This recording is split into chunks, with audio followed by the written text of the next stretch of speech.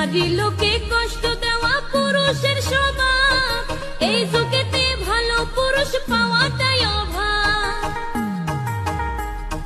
ঘরে বউ থাকিতে তারা পাড়ায় পাড়ায় যায়, হায়রে ঘরে নারী লোকে কষ্ট দেওয়া পুরুষের স্বভাব, এই যুগেতে ভালো।